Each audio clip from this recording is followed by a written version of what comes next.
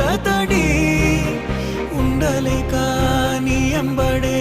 వస్తాంది గుండె సడి గురుదేవుడికా ఇంతటి శోకం వెలివేసినదా పాపపు లోకం మహారాజయ్యా మహారాజయ్యా